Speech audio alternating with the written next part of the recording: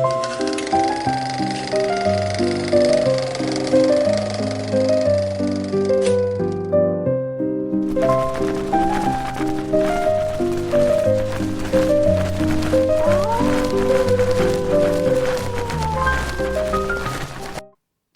everyone. Welcome back to Crypt Finder. So, I'm going to be talking about a movie tonight. It's not the normal sort of fare. If you've been watching the channel for a while, you know I've been focusing a lot on made-for-TV horror and thriller films, sort of fright films, as you would call them, I guess. This one is going to be a little bit different. I have a guy that I used to work with. It's a friend of mine named Jay, and he mentioned this particular movie and would love to see this one featured. And I hadn't seen it since way on back in the early 70s, so I rewatched it and I thought, yeah, this is a really interesting film to talk about. So, from November 6, 1973, the movie we're going to take a look at is The Girl Most Likely To. So, this is much more black comedy, a kind of revenge tale with a unique twist. So the movie follows Miriam Knight. She's a highly intelligent, quick-witted college student. Her keen mind is really matched only by her self-deprecating sense of humor. But despite all of her academic prowess and her inner charm, she finds herself constantly overlooked and ridiculed by her peers just due to her appearance. So whether it's her classmates, her professors, even potential boyfriend interest, doesn't matter. Miriam is always pretty much treated as an outsider. She's more an object of mockery than a person to be respected. Set against the backdrop of a superficial and image-obsessed culture. Remember, the film came out in 1973, and I make that point because things haven't really changed all that much, and I happen to be recording this in 2025. But the film follows Miriam's journey through college life as she tries to navigate relationships, self-worth, and social acceptance. There is a scene in the movie that even for 1973 TV, it's kind of tough to watch. Miriam is making out with a young medical student. They're in the operating theater after hours, and of course, it's discovered that a lot of the medical students are actually there watching the entire thing play out just to see if their buddy can score. And Miriam plays along with the entire thing. She just takes a bow as if it was all planned. But in reality, the cruelty she is experiencing, it just continues to chip away at her spirit. She never completely loses her sense of irony or biting wit, but this film has a few hard spots around the edges. If you ever felt like you were an outcast, then it might resonate just a little bit deeper with you. After a life-altering event, Miriam undergoes a dramatic transformation physically, emotionally, psychologically, and with her outer appearance now aligning a little more closely with the societal ideals of beauty. Miriam finds the world treating her very differently.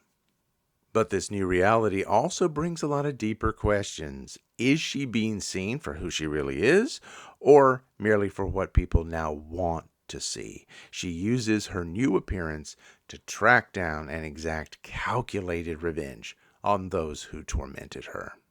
Blending sharp humor with pointed social commentary, The Girl Most Likely To offers a compelling exploration of identity, transformation, and the fickle nature of acceptance.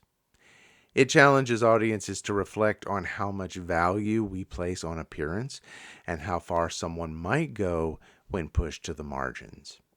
Yes, this could have been a very different film with only slight variations. It certainly could have gone much, much darker. You don't actually see any of the outcome of the murders being committed. You just know that they're happening because, remember, this was a made-for-TV effort, so it probably wouldn't have gone too far. And there's a lot of sort of broad comedic touches to this movie as well. It plays out almost a little bit like a sitcom in that way. You can kind of imagine that they could have added a laugh track and it would have worked. The film blends comedy, you've got suspense and satire, offering a really poignant look at society's obsession with physical beauty. Let me talk about the cast for just a second here. Stockard Channing plays Miriam Knight, and this was one of her earliest breakout roles. She had some uncredited bit parts, but this was her first TV appearance outside of a couple segments for Sesame Street. And she is, of course, best going to be remembered as Rizzo in Grease from 1978, but also The West Wing. She was the first lady. You had 6 Degrees of Separation, and also she was in To Wong Fu, Thanks for Everything, Julie Newmar. Edward Asner, who is just a TV legend, plays Detective Ralph Ferrone. He's really known as Lou Grant on The Mary Tyler Moore Show and its spin-off show, Lou Grant, but he also voiced Carl in Pixar's Up from 2009. And you also have Jim Backus here as well, famously known as Thurston Howell III on Gilligan's Island and the voice of Mr. Magoo. You have Larry Wilcox. It's just before he's hitting the highways in Chips.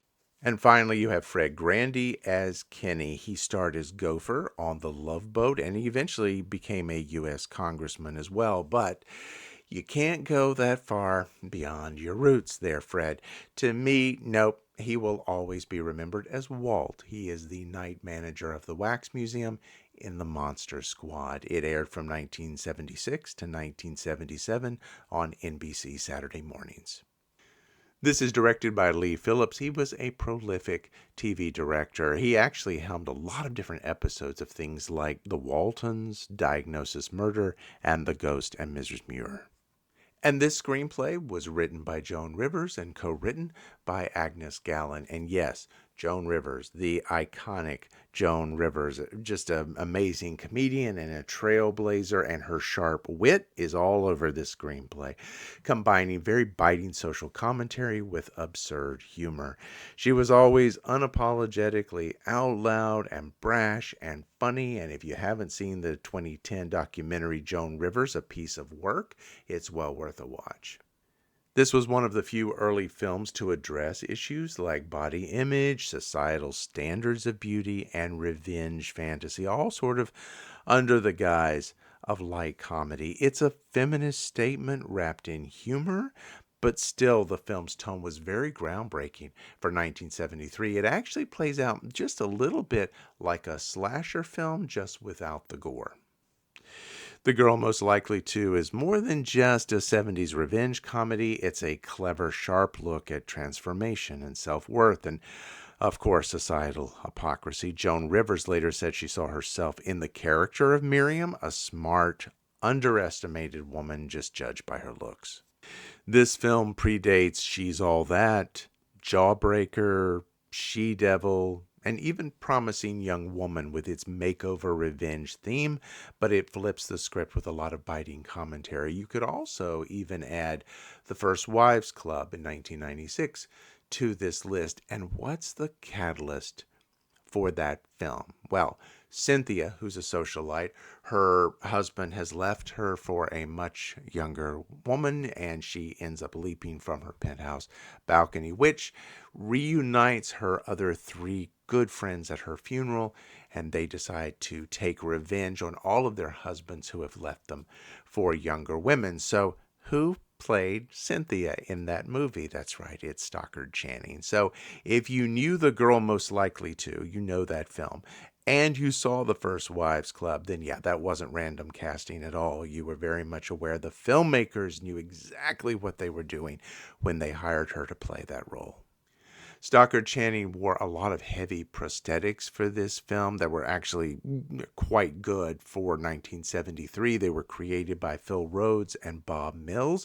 Phil Rhodes notably was responsible for transforming Marlon Brando into Don Corleone in The Godfather in 1972, showcasing really his expertise in character-altering makeup effects. In this film, Rhodes and Mills applied their skill to dramatically altering Stockard Channing's appearance, enabling her to portray both sort of the ugly duckling and the transformed beauty Miriam Knight. Stockard Channing also contributed to the look of her characters because she stuffed cotton balls into her cheeks to make them look just a little bit fuller. So, Stockard Channing's wonderful performance. You've got Joan Rivers really biting wit. I think this is kind of a gem that if you've never seen this one before, it's worth checking out. Again, I know it's a real departure from some of the fright flicks that I've been tackling on this particular series, but hey, this is a really interesting movie. And again, it does have that sort of dark humor to it that I think you might appreciate. So that's going to do it, everybody, for right now. I hope you enjoyed this, and please hit the like and subscribe button. Let me know in the comments if you've seen this movie or if you go and actually search it out. And let us know what you think about it. Until next time, everybody, stay curious and stay scared.